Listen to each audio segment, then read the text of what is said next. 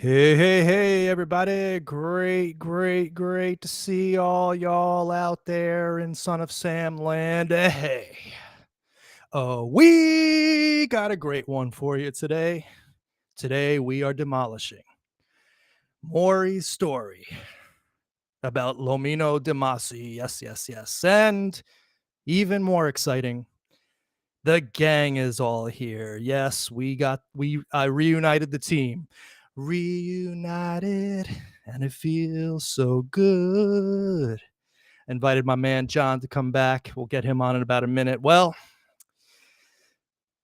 to the Mauron, the Lomino Demasi shooting was proof that John Carr was involved in Son of Sam. And as we're going to see tonight, guys, well, nothing could be further from the truth. In fact, we're going to see that the story that we all bandied back and forth about John Carr and army jackets and left hand and all that kind of stuff was simply MMB. More Maury bullshit. So listen, we got we got a lot to get to tonight, so I'm not going to belabor the point anymore. Let's get our guest in. Definitely right now in the Son of Sam game, one of the top researchers out there. In fact, when it comes to Son of Sam, this guy has forgotten more than you'll ever know. May I present to you the one, Moet. Stay seated. The only John Catalano. Yes. How are you, sir? Hello. So, John, we're back. And, this one was ridiculously easy. Like Brooklyn was tough, man. There was 600 pages of documents to look at. We had a million different eyewitnesses and cars and these people going back and forth and people seeing, all sorts of stuff throughout that night. But the Lomino Demasi files, which of course anyone can look at in the Queen's DA, I have a video the other day showing you guys how to research this stuff. Anybody can fact check what John and I are doing tonight. The pages here are really only about, 50 pages or so, and then they're kind of duplicated. So this one was simple. Talk to us a little bit about this one. Yeah, so this was shooting attack 3 of 8 Son of Sam's, but it would take another 2 Son of Sam shootings for the media to realize that it was our version of a serial killing. At this point, nobody knew of the Son of Sam yet. There was no Son of Sam task force. So you notice the amount of police reports and media reports are very small in this case. Right. It's one of those ones like Carl Denaro where there was basically very scanty witness evidence. In his case, there was nothing. But in this, we have a few scanty little things. But that's enough for us to make our point this evening. And so ultimately, John, what are we going to show the audience today before we get into the nitty gritty? Well, as a fan of the Ultimate Evil and a Son of Sam researcher, this is to me, one of the most important cases. You had the 2 women was 6 to 9 feet away from the shooter. They both survived, although Joanne Lamino was paralyzed, but they were both able to give a detailed description. He actually spoke to them. So when you examine the police reports and the evidence and some of the media stuff that we found against the version of the story we got in the Ultimate Evil, once again, there's omission and there's a little manipulation. And I think this proves our point 100%. Right, and exactly, and for those who haven't realized it by now, our point is that Disco Dave did it, and Disco Dave did it alone. Very sad for people like us, John, who spent so much of our time in the past arguing with people about the cult and this and that, but ultimately, yeah, go ahead. Yeah, I was one of the worst offenders. I wouldn't I wouldn't even engage if you didn't acknowledge the cult and right multiple shooters. But fortunately, with the passage of time and the release of all this information, uh, we can look at it objectively and examine what the facts were and take out all the bullshit. So Right, exactly. And of course, putting out the challenge that if anybody, of course, has any alternate evidence that somehow no one in the world up to this point has ever seen, proving that John Carr did this shooting or anybody else in the so-called 22 disciples of hell, bring it to us. We'll have an entire show on it. Of course, it has to be independently verified, independently sourced. It can't be from Maury's book. So we've been putting out that challenge, John, for like 2 years now already. Not one person has yet to take it up. In fact, I'm finding that most people just simply ignore our work as if it doesn't exist, but that doesn't change the facts out there. So let's listen. We got a lot to do today. Let's just get right into it. Lomino Demasi. And of course, what are we seeing in this thumbnail? Well, our two protagonists of the story, Joanne Lomino and Donna Demasi. Here's Donna Demasi right here. Here's Joanne Lomino. The only picture that exists of her, actually, she has kept a very low profile all these years. And in fact, I'm not sure. I think one of them has passed away recently, but I'm not quite. I think Joanne passed about 2 years ago. Right. And of course, here are the two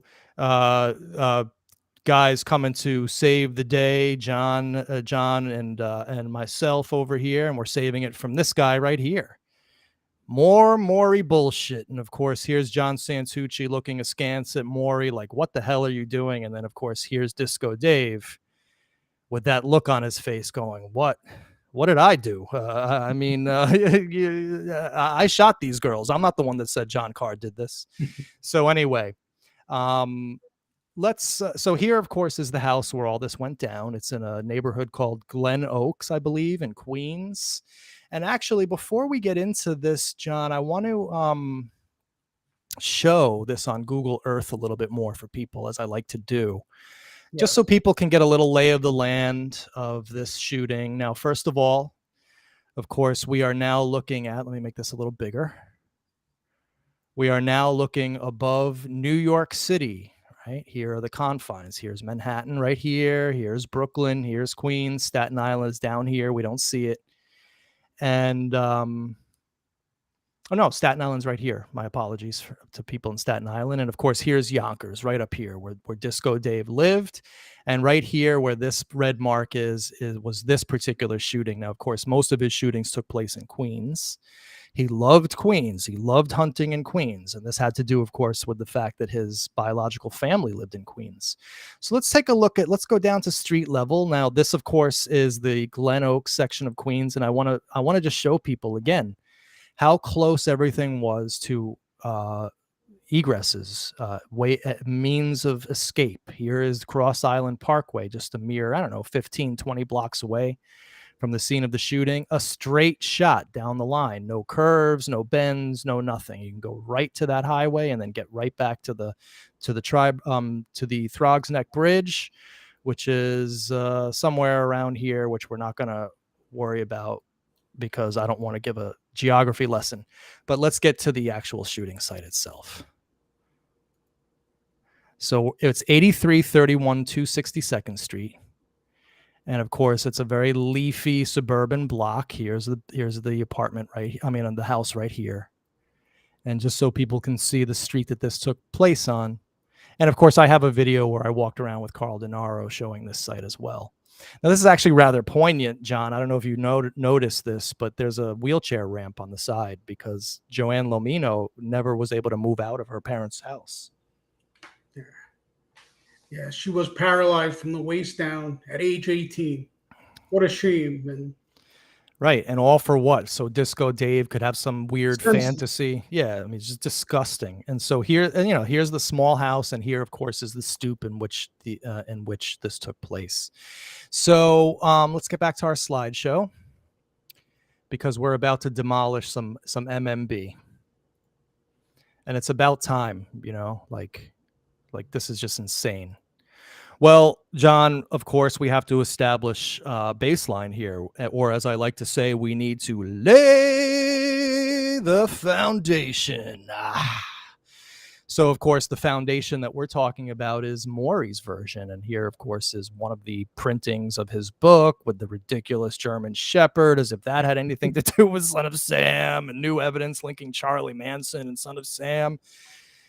So anyway, we have to read this, of course, in order to establish this. So this may take a little time, but everyone sit back and relax because we got serious work to do. So John, with your indulgence, may I start reading this? Yes. All right. After stepping from the bus, the girls walked leisurely down 262nd Street, talking animatedly as they went. It was a good time of year. The family get-togethers of Thanksgiving were just 2 days previous, and the girls were now anticipating the Christmas season. When they reached the front of the Lomino home, a small 2-story dwelling with a modest front yard cut by a walk which led to a tiny cement porch, Joanne and Donna continued their conversation on the steps. Across from the house, a powerful street lamp cast a reassuring halo of light on the immediate area. Now mindless of the cold, the two teenagers chatted on for several more minutes. And then they saw him. Actually, Donna spotted him first, but as he strode onto the grass and halted just 8 feet from the girls, Joanne, who'd been facing sideways with her back to the man, looked over her shoulder to study him also. He was dressed in what appeared to be a green, form-fitting, 3/4 length coat, perhaps an army fatigue jacket. He was slim, about 150 to 160 pounds, and stood about 5 feet 8. His hair was longish, straight, parted, and dirty blonde in color. His eyes were a piercing dark brown. The girls were somewhat nervous, but not frightened by the man, who seemed to be lost. As if to confirm their speculation, he began speaking in a high-pitched voice. "Can you tell me how to get—" He never finished the question. Instead, he yanked a revolver from his coat and began firing.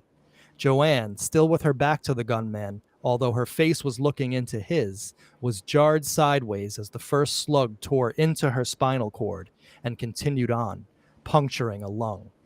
Donna, on a lower step, was struck next as she lunged away from the spitting gun. The large caliber bullet entered the base of her neck and barely missed her spine. Like fragile, broken mannequins, the two girls stumbled from opposite sides of the porch and into the surrounding bushes. The attacker kept firing, the remaining bullets splattering the front of the house and smashing the living room window. His weapon finally empty, the gunman fled down 262nd Street towards 81st Avenue as a witness who heard the shots ran outside and watched closely as he hurried by, carrying the gun in his left hand.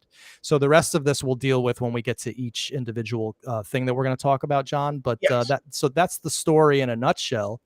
And so basically, let's talk about the main things that Maury kind of said in this about the shooter. Well, one, he said that the shooter had blonde hair or dirty blonde hair. Yeah. dirty blonde hair. What else did he say? He's insinuating that he was left-handed. Correct, that he was left-handed. Yes. Described a high-pitched voice. He also described a green, form-fitting, 3/4 length coat, perhaps an army fatigue jacket. Correct. He said he ran away from the site and a witness saw him running away. And of course, we'll get into what he looked like when we deal with each one of these individual things. So I think that's a good baseline. John, anything you want to add before we start to demolish this? No, like you said, you already get the sense, knowing what we know, that he was crafting an image of the shooter, and we happen to know who it is that he's insinuating. But it's very easy to see the manipulation already has begun. Right, exactly. All right, well, let's deal with each one of these things as they come. Let's demolish this piece by piece. So, of course, the first thing that we need to talk about is, of course, the composite sketch. So this is where everybody, John, would you agree? This is where everybody says, it was Carr, it was John Carr, absolutely. I mean, would you say that this is an accurate statement that I just made? The sketches from this shooting, yeah, like most of them, are pretty awful, and they're composites, which we'll explain what that means in a bit. Right. But absolutely, everyone uses the sketch from this shooting uh, to pin the murder, the shooting on John Carr. 100%. Correct. So let me read this, and then we'll deal with what it says, and we'll show you how it's MMB, more Maury bullshit. So 3 composite sketches had been prepared. One from Jody Valenti's description of the Loria killer, another from a combined effort by Joanne Lomino and Donna Demasi, and a third from the witness who saw the assailant flee that scene. The 2 Queen sketches were very similar, differing primarily on the location of the part in the attacker's long, straight, blondish hair.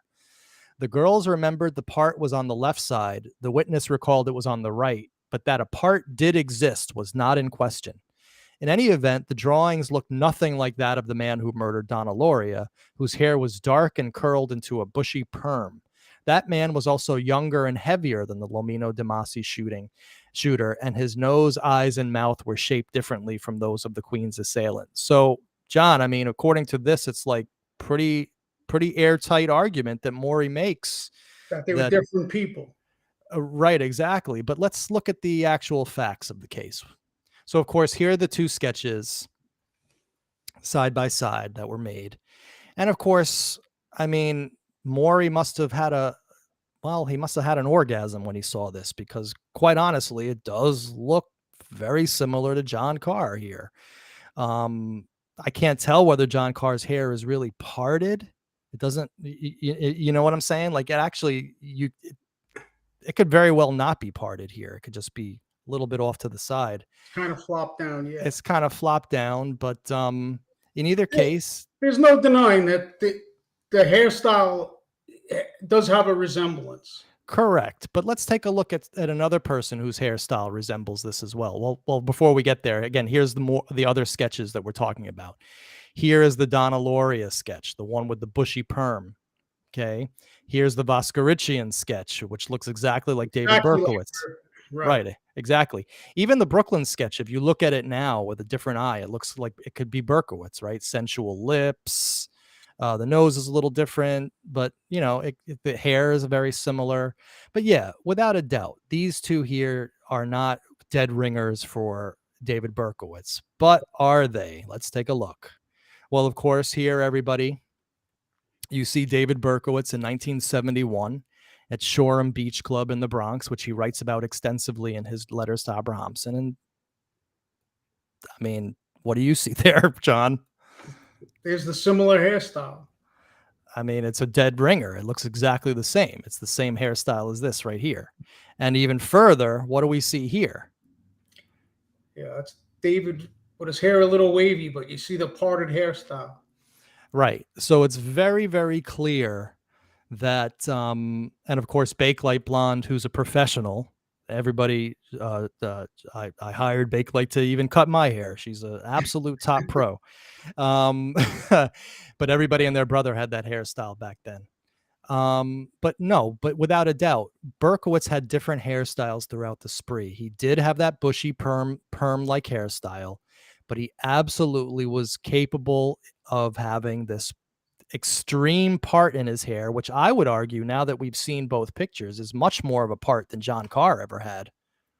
Yeah, and John Carr seems to have his hair cut above the ears, more like he let the top grow in from a really short haircut, right?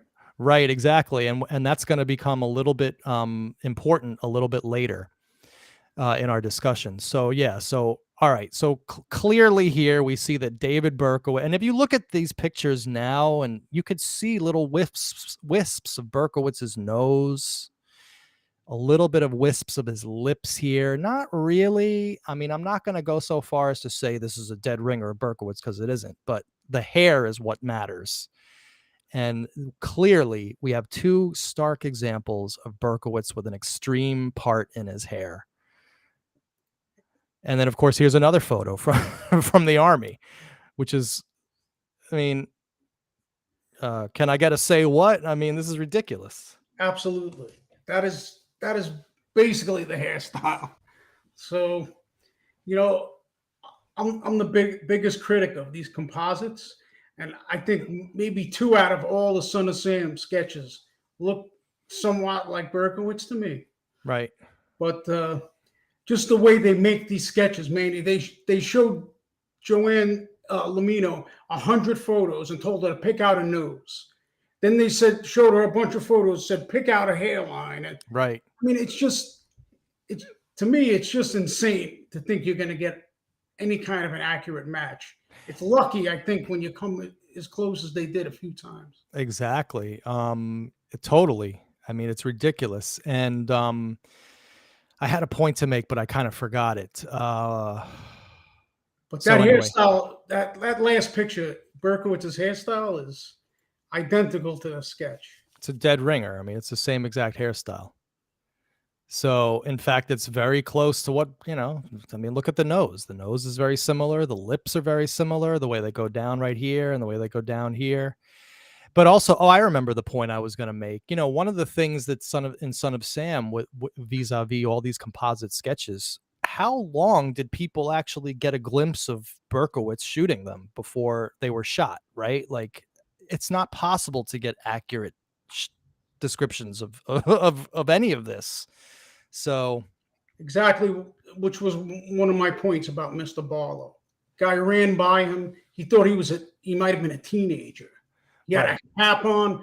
I mean, you're talking about split seconds, and Exactly. And we found what probably was that brown cap when we did our show on the photographs of Son of Sam in the yes, we Queen's. did. Yeah, I was online that night.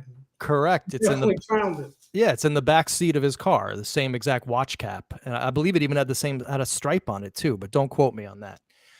So our next bit of evidence in this is, of course, the Army coat. All right. So here to reiterate what we read before, here is Maury's story. Okay. So actually, Donna spotted him first, but as he strode onto the grass and halted just 8 feet from the girls, Joanne, who'd been facing sideways with her back to the man, looked over her shoulder to study him also. He was dressed in what appeared to be a green, form-fitting, 3/4 length coat, perhaps an army fatigue jacket. Okay, so this is a big piece of evidence here. And of course, didn't Maury use this to insinuate that it was John Carr? Well, later on in the book, chapters past the Lamino Demasi shooting, he makes reference to the fact that John Carr was known to wear an army jacket or army fatigue jacket. Right. So right. He was setting the stage. Setting the stage, which he did quite a bit in the book. He set stages. He set up straw mans and I mean, ridiculous stuff. So, all right. So let's deal with this. All right. So what you and I expected to see when we looked in the police reports, because you and I read every page of the police reports, which Right. anyone out there can do.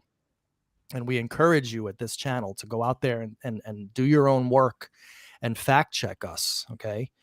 So let's take a look at what I did, John, was I culled out all of the reports that referred to a coat. Didn't matter what the reports were about. Okay. Right. I just took every report that talked about a coat and let's see what they say. All right. So again, green, form-fitting, 3/4 length, perhaps an army fatigue jacket. So let's take a look at the first one here. Now check this out, right? Number 3 right here, stated that she believes that the perp wore a tan coat with buttons on both sides. So we're going to get to we're going to see this report in another section. So that's all I want to deal with here. It says tan coat in this. Yep. And I believe he was interviewing, I think that was Demasi. It doesn't really matter because Right. it was one of the two girls, right? Yes. Because they're talking about drawing the gun, and she believes that the perp, right? So in this eyewitness report from one of the girls, there's no mention of green anywhere. All right. Or an army fatigue jacket. Now, this report here has nothing whatsoever to do with the shooting. It's a report about the police investigating some guy that looks similar to the sketch, and the man was living out of his auto because but this is the only, again, I took out anything that had to do with a coat. This guy here, who wasn't Berkowitz, who wasn't the shooter, who was just some strange guy that was being reported to the police, who was living out of his auto. So it's not Berkowitz, right? Berkowitz had an apartment in Yonkers. He was wearing a green and brown checkered jacket with a fur collar. So that's the only reference so far in the police files to green. And this one says green and brown. Okay. And this doesn't even have anything to do with Berkowitz. Right. Here, and what I think what happened was, and you sent me this yesterday, what I think what happened was the initial articles were all written looking at this police report where it says green and brown, because in this Daily News article by Thomas Pugh, it says here, police said that their assailant, who they did not know, fled after firing several shots. He was described as white, between 25 and 30, and was wearing a brown or green 3/4 length coat. So this is clearly where Maury got that information from. Yes. Because green and brown, just like what Maury said, and 3/4 length coat. Yes, and even in the Lifer interview, I think Joanne Lamino says it was dark, either dark green or dark brown. She wasn't positive. Right, and we're going to listen to all those audio recordings a little later, but you can see the game of telephone being played in the media where they're basing their reports. And again, I'm just alleging this. I don't know for sure this happened, but they're basing reports off of police reports that have nothing to do with the actual incident. And then Maury Terry, because remember, green quarter length and 3/4 and brown and green. Let's take a look again at what Maury said. Green form fitting. He left out the brown. Okay. Curious omission there, but 3/4 length coat.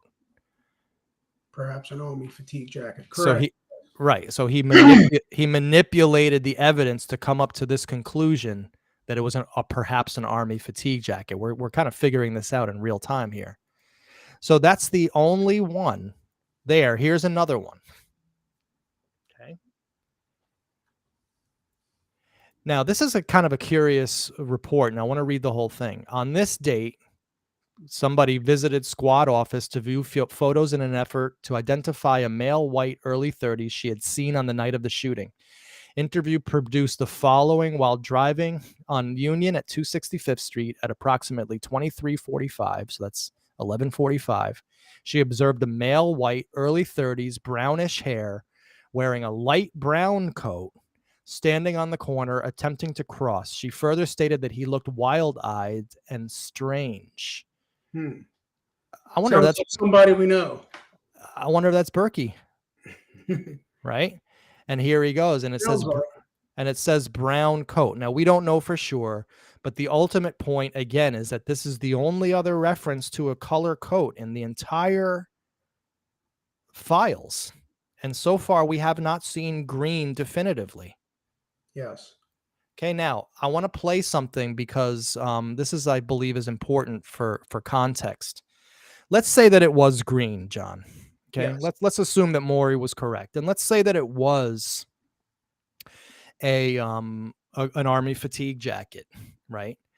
Well, you know that everybody uses that to prove that it was John Carr, because John Carr had a green army jacket allegedly. I mean, we don't really know that to be a fact. Yeah, well, like I said, Maury comes back to that in the book, and he makes a specific point of letting you know that John Carr was perceived to have worn that coat. Right, but let's look at an actual factual eyewitness account that took place in real time on my show. Just for context, this was a show we were doing with Jim Fay and John Comparetto. And John Comparetto, live on the air, got a text from Jeff Hartenberg. For those of you who have read the Abrahamson files, you will recognize that name. Jeff Hartenberg was one of David Berkowitz's best friends. I did a video on Jeff Hartenberg. It's called A Report from a Friend of David Berkowitz. He didn't want to be identified at the time. And in that report, Jeff Hartenberg told me straight up that he was friends with David Berkowitz even throughout the Son of Sam spree. He had no clue what was going on. Listen to what happened while we were on the air. Check this out. Account for some character. Jeff just texted me and reminded me Dave always wore a green Army fatigue jacket because he was in love with the movie Taxi Driver. And he would drive around the city. When he was driving around doing this, he always had his green Army fatigue jacket on to emulate from the movie Taxi Driver. Okay, well, that's pretty good firsthand testimony that if this was a green jacket, and we don't know that it was, it could have very easily been David Berkowitz. Absolutely. And in the evidence file from his apartment, did they not take out the green coat? That I'm misremembering that. That I don't know for a fact to be true or not. I can't confirm or deny that, John, because I just don't have that information in front of me. But someone else can look that up, maybe even in real time while we're here on the air. Anyway, everyone's having a good time in the chat. It's great to see Book Club. We got Dave, we got Paul, we got the gangs all here. Ruby, Moet, they're all here. All right, so we've already demolished 2 complete BSs from the book. Let's carry on. So now the whole notion of the dirty blonde hair, okay? So here is what Maury says about the shooter. His hair was longish, straight, parted, and dirty blonde in color. His eyes were a piercing dark brown. So that's pretty unequivocal. That's basically describing John Carr in a nutshell right there. Would you agree? Well, that's what he's attempting to describe. But if we pull that picture of John Carr back up, I don't see how his hair was longish. Maybe the front is a little long. It does not appear to be dirty blonde to me. No. It appears dark brown. Yeah. Yeah, I mean, that's basically it. But let's show them the police files here. All right, so here we go. Here, and again, what I did here, guys, just for everyone to know my methodology, I pulled out every report that speaks about hair and hair color, whether it had to do with Berkowitz or not. Because again, as Book Club said here before, and remember, Book Club, longtime police officer, many times you will also have people come forward with an eyewitness accounts who weren't even present at the scene. So in other words, like a lot of these police files, again, have nothing to do at all with the shooting. It's about people that they saw here and there. This guy was acting weird down the block. But this one was actually about the shooting. And let's see what it says. Well, first of all, it says here, hair color is brown. Right? Yes, it does. And weirdly enough, it says the height was 6'1", which is neither Berkowitz nor John Carr. Okay, just showing you how in the heat of the moment you can get things like that very wrong. Okay, right. Hair below ears. That's huge. We don't again. Let's refer back to John Carr. I mean, assuming John Carr had this hairstyle, right? In November of 1976, but. It's ridiculous. This is the picture that Maury gave us, so Right, exactly. So we have brown hair, not dirty blonde, and hair below ears, which describes Berkowitz, but not Carr, assuming that hairstyle was correct. And this is a description. I believe this is from Joanne Lamino. Correct. Complainant in company with, and we're standing in front of 8331, saying goodnight to each other. Perpetrator walked, asked for directions, and then started shooting them. Right? Yeah. So this is an eyewitness of the actual perp. It says brown hair, not dirty blonde, hair below ears. Yeah, you see, it's amazing. You see, Berkowitz sensed that the girls were getting frightened. They started to back towards the door. Mm-hmm. So in his sick head, he came up with a plot to ask them for directions, to try to calm them and to get them to respond to him before he went and shot them. A 16 and 18-year-old girl. Think about that when you're wishing him happy birthday. All right, so here is here's the same thing as we saw before. The guy driving away with the wild eyes. Okay, again, not Berkowitz, or maybe Berkowitz. We don't know. Not even driving away. This was the guy standing, waiting on the corner. So this has brownish hair, not dirty blonde. I mean, John, all we're doing is taking Maury's words, and right, we're not making up his words. Absolutely. I don't know where this dirty blonde hair actually came from. Exactly. He seems to have just made it up out of whole cloth. I mean, was this his attempt? I mean, did anyone tell him that John Carr had dirty blonde hair? Did Carr ever say that? A picture certainly doesn't show John Carr with dirty blonde hair, right? I know, it's ridiculous. That picture shows with brown hair, which is the color of the shooter, but Berkowitz also had that same color hair as well. So again, you can't prove that it was John Carr based on any of this. So here's again another police report in the files, which has nothing whatsoever to do with Berkowitz or the shooting. It's another one of these people who came forward and was like, this guy's weird. He lives in an apartment. He's strange. He always, but I took it out because it's the only reference to hair color in the entire thing. This says blonde hair. Okay, so here's the only reference to blonde hair in the entire police files. And it has absolutely zero to do with the incident. The subject has blue eyes. Yeah, so this was a report from a woman who was accusing someone she knows that lives in Brooklyn as matching the description of the shooter. And he actually worked in Queens, and he had an apartment in the Bronx. I mean, this is such a crazy report, but like you said, it has absolutely nothing to do with the incident. Right. Just this woman trying to pin this crime on this guy. Right, exactly. And the only point we use it is because, again, I wanted to call out any reference to a hair color in the entire file so people could know how thorough we were in the research that we did for this. Yes. So now we have the whole issue of righty or lefty. Now, this was a big deal to the Mauron set, right? Because allegedly John Carr is a lefty. Now, how do we even know that to be a fact? Yeah. I assumed it to be true. I still do, but I don't know that we ever got any kind of verification on that. Right, exactly. I've never gotten independent verification, and we need it at this point that he was a lefty. I mean, but either case, Maury says his weapon finally empty. The gunman fled down 262nd Street towards 81st Avenue as a witness who heard the shots ran outside and watched closely as he hurried by, carrying the gun in his left hand. Okay. So, first of all, it doesn't even say he shot with his left hand. He said he was carrying with his left hand. Okay.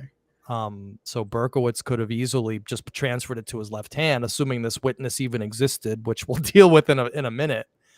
But here's what it says: the only reference in the entire files to a left or right side was here with one of the girls that stated that she believes the perp wore a tan coat. There it is again, right? Not even green, with buttons on both sides. Further, that the perp drew gun, which may have been a long barrel revolver, from left side undercoat and then fired. She also said that perp was definitely 30 years or older. So let's deal with this. It says that the guy did this. Right. Right? Or this. If he was left-handed, if he was left-handed, he did this. If he was right-handed, he did this. But this gives no indication of whether he was lefty or righty. It just says he pulled it from his left hand, left side. Right. Correct. I mean, this is sickening how easy this is to do. Why aren't other people doing this, John? Why is it left to me and you? Well, like I said, if there's a case to dive into, it's this one, and you actually still have a witness alive who was 6 feet away from the shooter. So go at it. I mean, it couldn't get any simpler than that, right? Right. Nobody wants to speak to her. Nobody wants to pursue this case. I tried to get in touch with both of them, and neither would respond to my repeated inquiries. But at least I tried, right?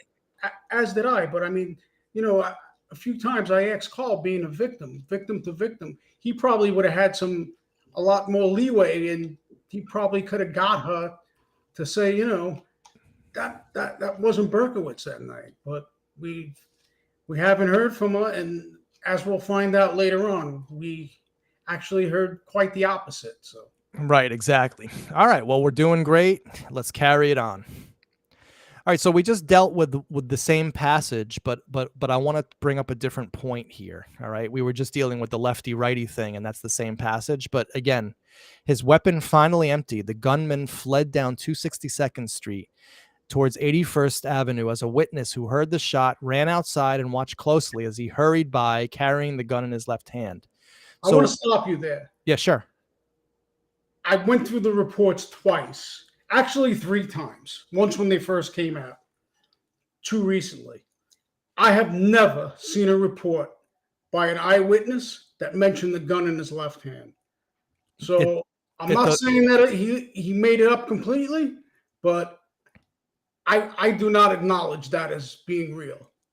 Not only you can show me the report. Not only that, I'll go one further. There's absolutely no evidence at all in the reports that we have. And again, if there's some mythical reports that the NYPD is suppressing for some reason, well, then, maybe we're wrong about this, but are those reports, are they in the room with us now? I mean, come on, guys, we got to deal with reality.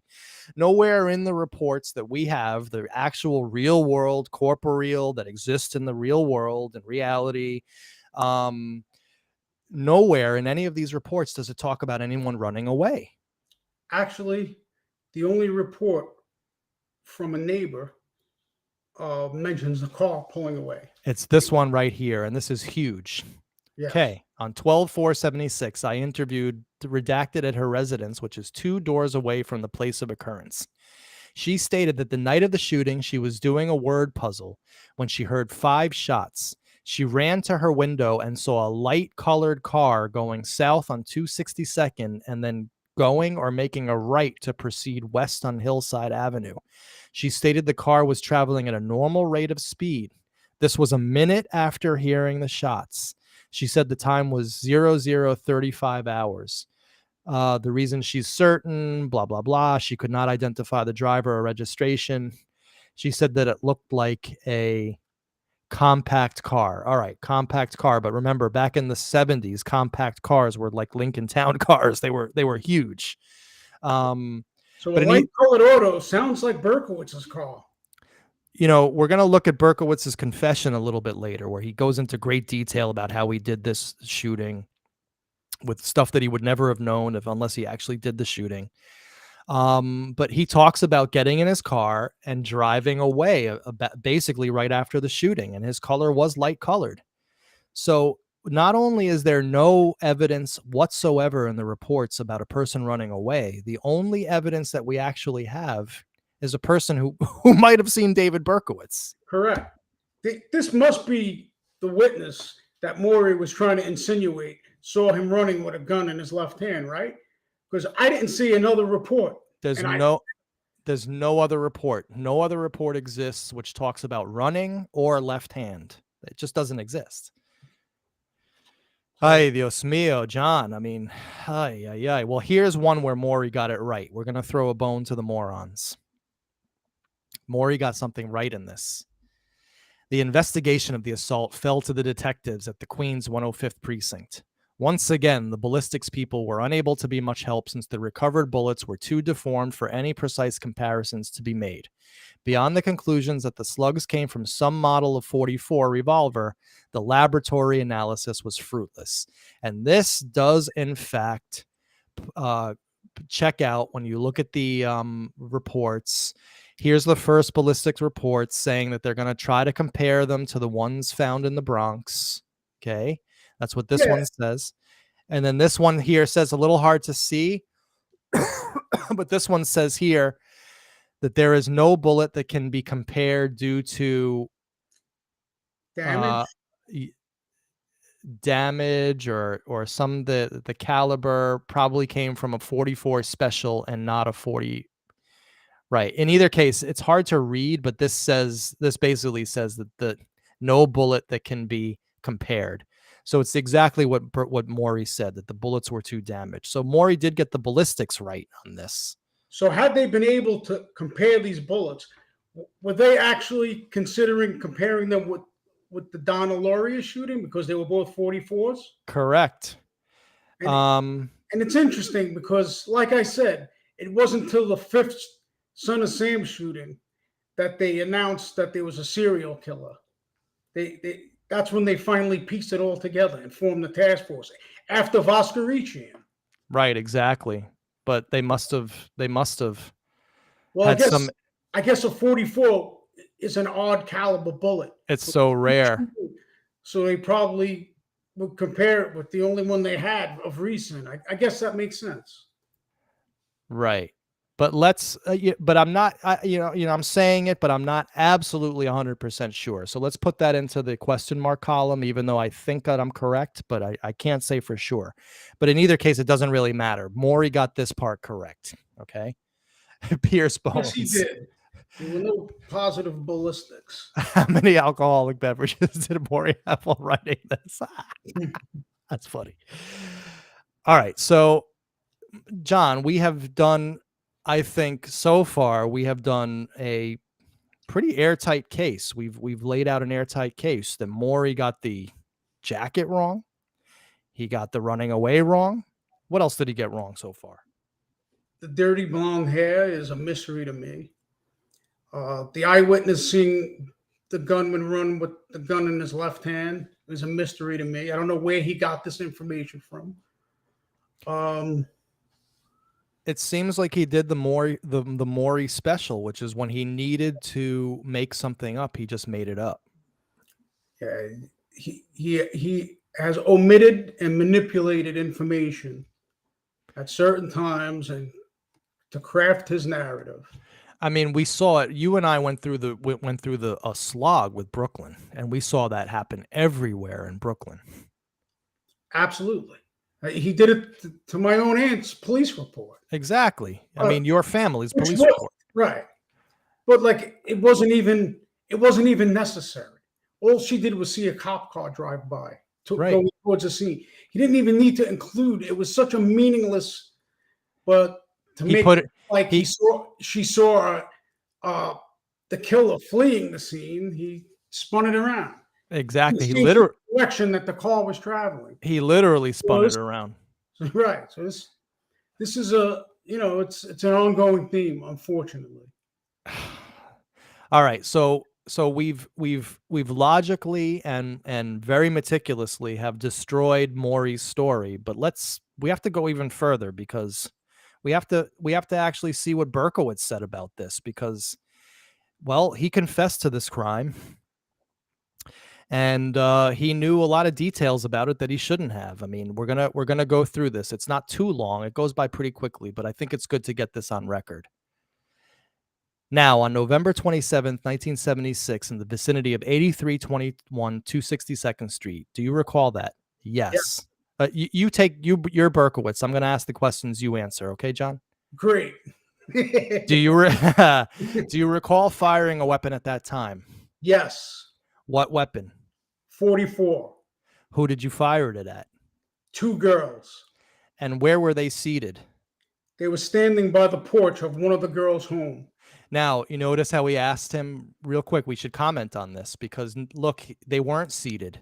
This is a trick question. Right. And he knew that they were standing. Right? Correct. That's huge right there. That was a trick question the cops asked, and he didn't. If he didn't do it, he would have said, "Oh, they were seated." Right? He knew they were standing. All right, let's carry on. By their house? Yes. Was it a 1 or 2 family house? A small house. And what did you do with respect to the car at the time? I parked the car around the corner, and after the shooting, I ran to the car and drove off. Did you walk up to the location where they were seated? Yes.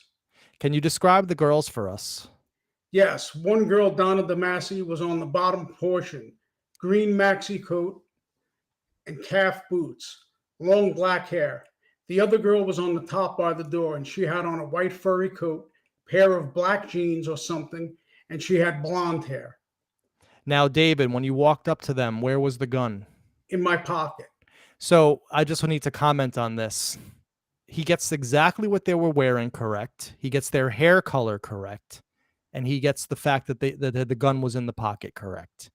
Correct. And as far as I know, there were no pictures in the media of them being at the scene, that night, Exactly. shot and taken to the hospital. This is amazing. It was the first time I'm reading this for real. And it's very eye-opening. Okay, so in your front or back pocket, Front. do you recall what you were wearing that night? No. Do you recall the weather conditions that night? A bit chilly, clear. And could you describe what happened when you came up to the two girls? I walked up and I was going to shoot them. I tried to be calm about it and not scare them, but they were frightened of me and started to move away. And I asked them, I didn't know what to say to calm them down, so I said I was looking for an address. I'm looking for a certain address or something like that. And at that time, I was a few feet from them. And I pulled out the gun and opened fire. Did they say anything to you prior to the shooting? No. What position were you in when you fired? I was at about maybe 8 or 9 feet from the steps or something. And did you go in a crouch position at that time? Well, I just picked up the gun. They were running up the steps, and I stood upright. And how many times did you fire? 5. Same exact as the witness heard, by the way. And did you use both hands or one hand to hold the gun? Both, I believe. And when you fired, did you hit anyone? Yes, both girls. Did you see what happened after you fired? No, they just fell down. Where did you go at that time? I ran back to the car and drove off. And when you got back in the car, what was the manner in which you left the area? Belrose? Little Neck Parkway. To where? To the expressway. I think it's the Long Island Expressway and west. Just like what the witness said, west on, well, she said west on Hillside. Okay. And what bridge did you use on that occasion? I don't remember. I didn't go home right away. I drove around. Did you drive around what area? Northern Queens. Incidentally, when you fired the shots at the girls, were they face to face with you or were their backs to you? Face to face. And were they standing still or running? They were running. In which direction were they running in relation to you? Towards the door, but they were on top, but they were on the top and the door wouldn't open. They looked at me facing me. And did you use the same car, the same yellow car? Yes. Do you recall what you were wearing that day? No, I don't. Did you have the same hairstyle? Yes. Anything physically different about you on that day? No. Anything physically different about you on the first case? No. Had you ever seen the girls before that day? No. What was your purpose or intent on that day? I was just roaming the area looking for somebody to shoot. And did you intend to kill them at that time? Yes. How long were you in the area? How long did it take? I was just driving through, not too long. And did you see anybody besides the two girls as you were getting out of your car? Yes. Who? An elderly woman at the porch of her house, and I think she was putting on or turning off a porch light. Now, did she say anything to you at the time? No. Now, did she look at you? I believe she did, yes. Now, that night that this occurred, you indicated the time it was, what time was that about? 12:30. The exact time that the witness said. She said 12:35, but prior to that, you had been driving around Queens County. Yes, that in Nassau. Did you ever have occasion to get out of the car prior to the first time you went to the girls? Just to urinate or something. Now, did you get out around Hillside Avenue and 262nd? No. Now, did you use the same gun that you used on the prior occasion, the one in Queens and the Bronx? Yes. Now, did you use the same ammunition that you purchased in Houston? Yes. Was that the only ammunition you bought and used? Yes. Now, could you describe for me when you left the area, did you run or walk? Ran. Did you ever walk after you fired the 44? Only the last one, just before I was getting by the car, So you would run to the car and drive off. Yes. Now, I'd like to talk to you, David, about an incident in Forest Hills. All right, so we're done with this one. So he says he ran, but no other witness says that the eyewitness that he ran. So you got to wonder whether Maury used some of this confession to fill in his blanks that he needed to fill in. But it seems like he did run because the woman 2 doors down immediately ran to her window after she heard the shots, and she saw him in the car already.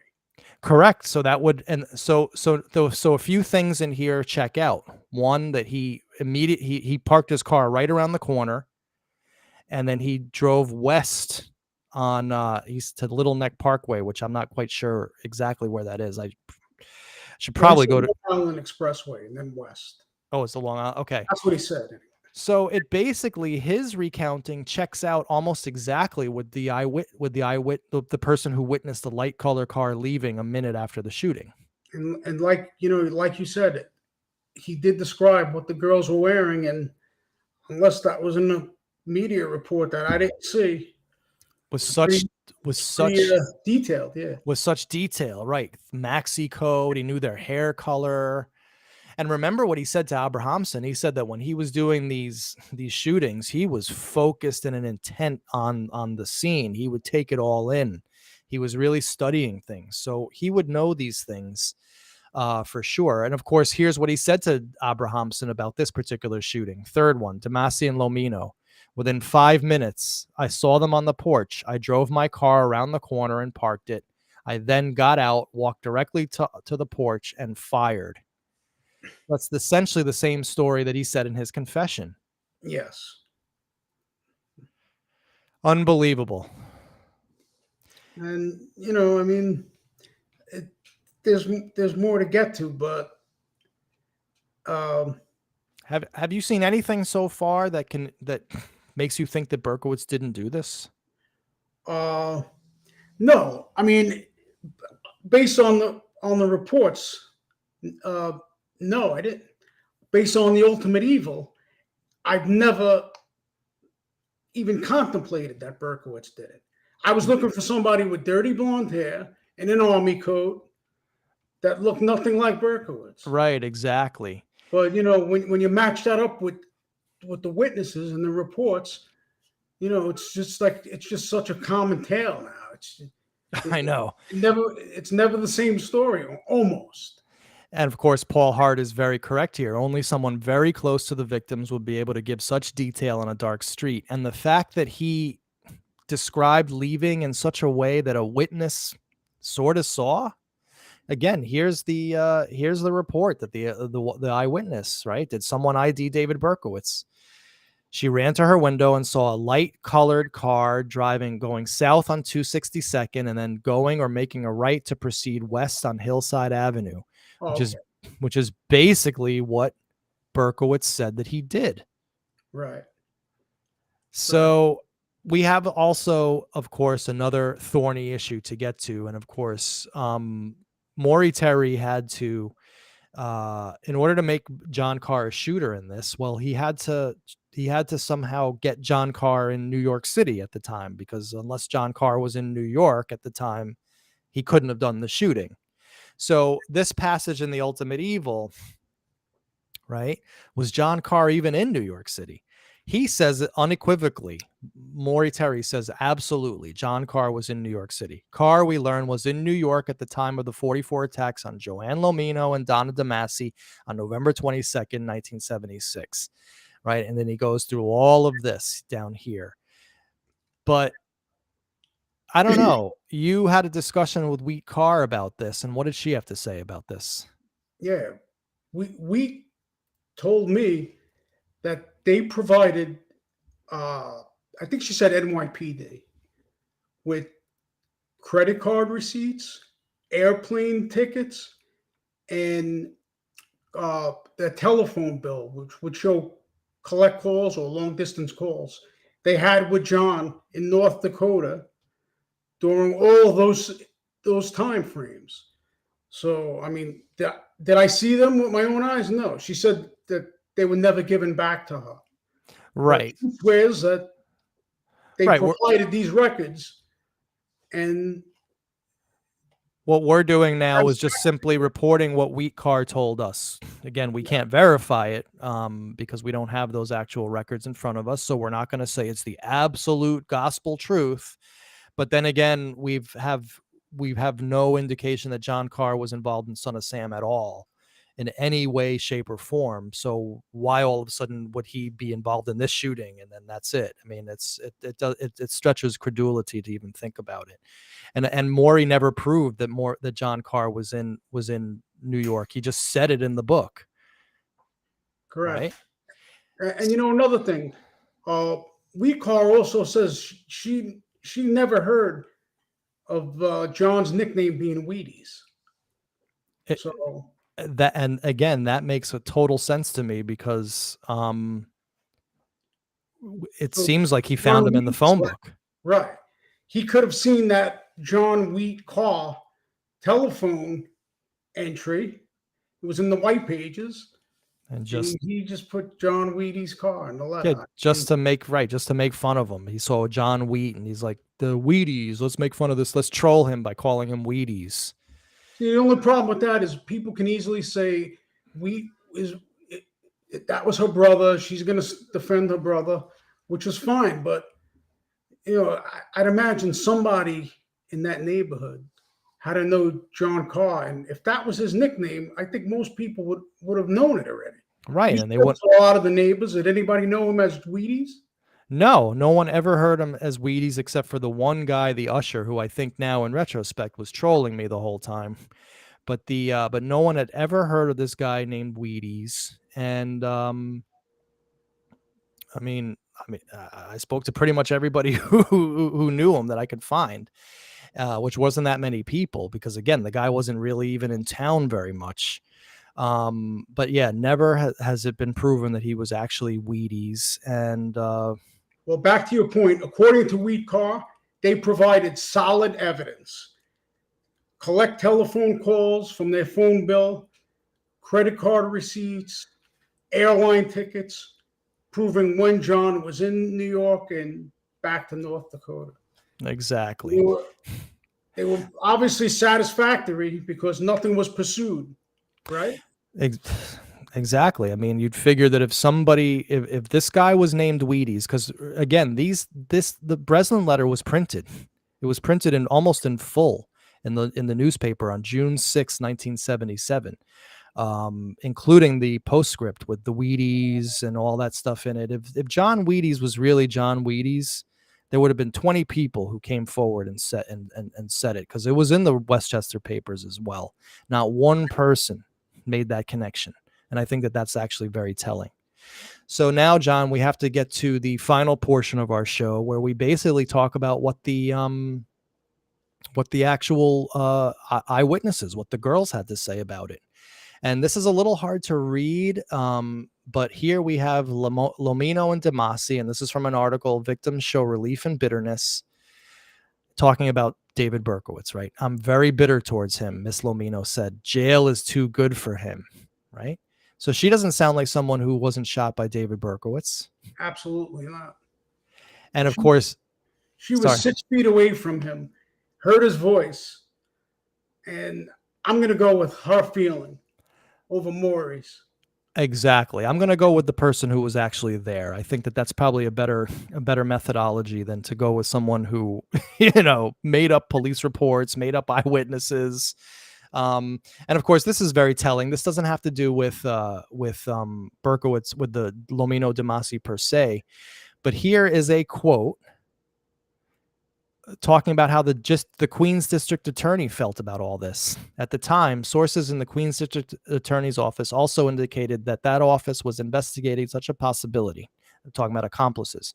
But a spokesman for District Attorney John J. Santucci subsequently said that the inquiry had produced nothing to support the theory of an accomplice. And we are finding that to be absolutely true itself. Yeah, apparently Santucci was probably ready to check out at around 1980. They heard enough. But, people like to say how the NYPD didn't do a thorough investigation and they dropped the ball. Santucci, whether you believe it or not, wanted to bring a case. And Leifer, I think Maury even talked Leifer into some of this stuff. And they did a pretty thorough investigation. And it's all on the People versus David Berkowitz. They interviewed for hours and hours all kinds of witnesses. And they felt there was nothing there. And you know what? When you listen to the Leifer Maury Terry interview, you know, I actually felt bad for Maury, because I felt like, in a way, Leifer was belittling him, letting him know that, you know, the charade is almost up. Right. We're going to have to go see Berkowitz, and then this is going to be a closed issue. Right. And we know what Berkowitz said. He was calling Maury a pest. He was still calling him stupid, how the investigation would lead nowhere because it was superfluous and based on erroneous information. I mean, you would expect Maury there to be a shred of evidence that was actionable and provable if Maury Terry's thesis is correct. But let's listen to some of the evidence of what the people say. Now this is, I forget exactly who this is, but we'll see it in a second. This is one of the girls absolutely sure. I think it's her talking about the right hand. Let's listen to this. No, I saw him take the gun out. He had the gun inside his coat like this, and he went like that and just took it out. You remember which hand he took it out with? He had it in his right hand. Had it in his right hand? But if I were that person and you were facing him as I am, it would be this hand. Yeah, because remember, like, turn around like that. Yeah, it was his right hand. His right. So there's one of the girls. I don't know whether that's Donna or That's Joey. So they're saying right hand, no left hand whatsoever. Right hand, absolutely. So here we have now. Let's see what one of them has to say about the hair color. What color hair he had? Brown. Brown hair. Yeah, that's Where? Joey. Where's the dirty blonde hair? Now let's listen. Let's hear what they have to say about the coat. You remember how he was dressed? He had on this long, like a raincoat kind of coat. Know what color it was? It was a dark color. I don't know whether it was green or brown or. About how long did it go? Was it knee length or short? About to the knee. Knee length. Yeah, so she said it was a dark coat, green or brown. Right, exactly. And Maury said it was green, and unequivocally said it was green. And here we have equivocation. They weren't sure. And even if it was green, we've already shown proof that it could have easily been Berkowitz, because according to his best friend, he drove around wearing a green army fatigue jacket. So, you know, another thing demolished. So now here's Donna Demasi asked about whether she thinks who shot her or not. Since the arrest of David Berkowitz, they had pictures of him on TV, pictures in the newspaper.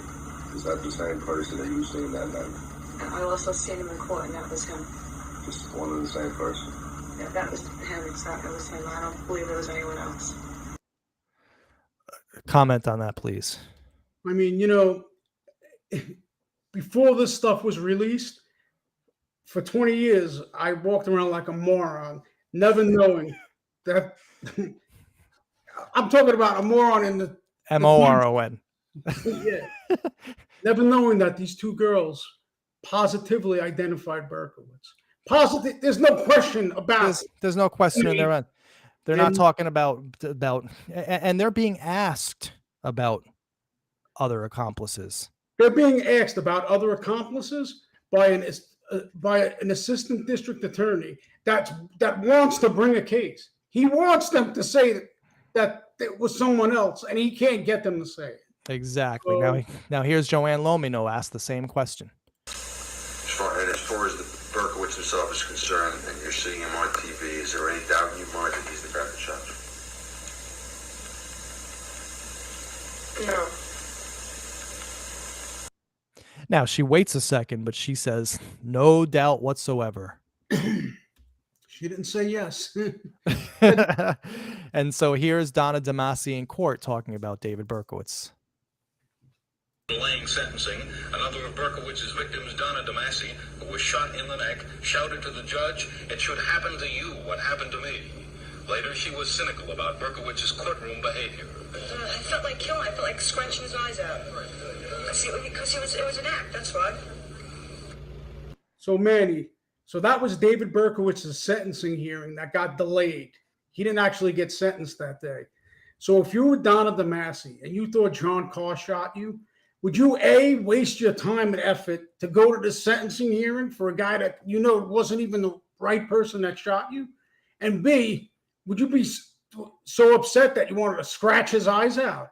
Right. I mean, and I'll sound like a woman that doesn't think he shot her. Exactly. And I'll give a C on top of that. Would you then give a press conference where you said this publicly to the news media, which at the time, this was the biggest story in the entire world? Right.